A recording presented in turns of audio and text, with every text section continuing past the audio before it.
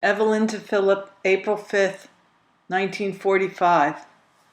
Dearest mine, I'm starting this at the office and will have to finish it home. Today marks the 20th month of our enforced separation, and I recall that you said it would be at least 1.5 years to 2 before you would rejoin me. I wonder just how close you guessed. Will it be 2 or closer to 3? I'm praying that you are right and that you will be with me before the 2nd year is up. The news today that Russia will not renew her pact with Japan is another spirit lifter, although it had been more or less expected. VE Day is far off, but does it mean that I'll see you? That's the burning question.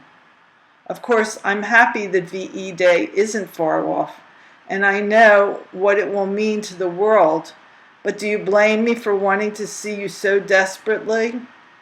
Darling, I just love you to bits, and as you said in a recent letter, quote, it grows and grows until I don't know where I'll hold it.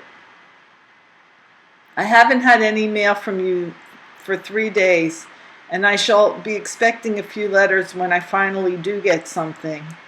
That longing you wrote on the 20th and 24th is overdue. The airmail letter we had from Eddie Strongen yesterday was dated the 24th.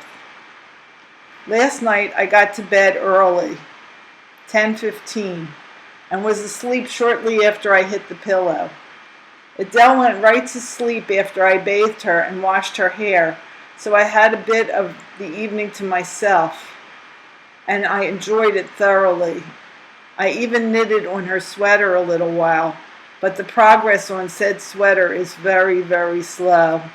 It's fine wool and takes a lot of time before anything worthwhile to see is had.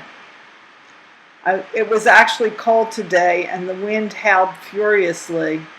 Adele kept imitating the wind. Baby, how I wish you could see Adele when she's especially cute. I understand most kids become very fresh when they reach the age of 4. It's one of their crazy stages again, and I sure do hope you'll have plenty of time with her before then. She's very fresh at times, and she knows she can't get away with much when she starts with me. The other day I gave her a book to read. Before turning the pages, she wet her forefinger and thumb so that it would be easier to turn them. When I asked her where she learned that, she replied, Nan Mom showed me. Her tense is atrocious at times, but she'll learn. Diana stood up in her crib alone for the first time today, and almost all traces of her cold have disappeared. I see I'm short on space, so I'll tell you once again that I adore you, sweet Phil, and we'll end off with a sound hug and kiss. Your Ev. Philip to Evelyn, 5 April 1945. Dearest Chippy, there is precious little to write about tonight due to the fact that there was no new mail, and my activities today were purely routine. Nevertheless, I will try to scrape together enough news to fill this V-mail. Last night I didn't get to bed till after midnight. I was busy till then typing that thankless letter to you.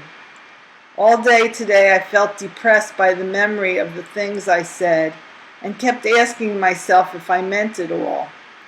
I think I can now honestly state that I did and do, but that doesn't detract from the fact that I regret most bitterly that you made it necessary for me to write as I did.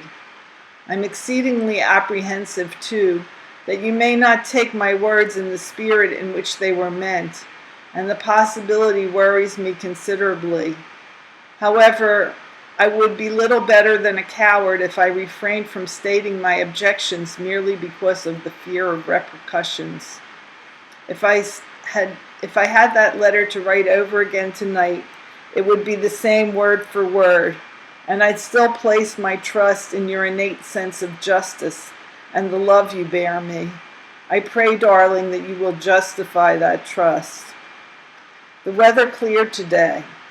It was good to see the sun once more and the blue skies. I was busy all day writing and typing the company history and had to work till 6:30 to get it done. It is becoming increasingly evident, sweet, that the juries have just about had it, and it's entirely possible that we are now experiencing the final days of the war. I am still entirely in the dark as to what will come after that, but you know that my prayers are for that long-awaited reunion with you, my dearest, and the pumpkin, and the family. God bless you all and keep you well. For your adoring Phil.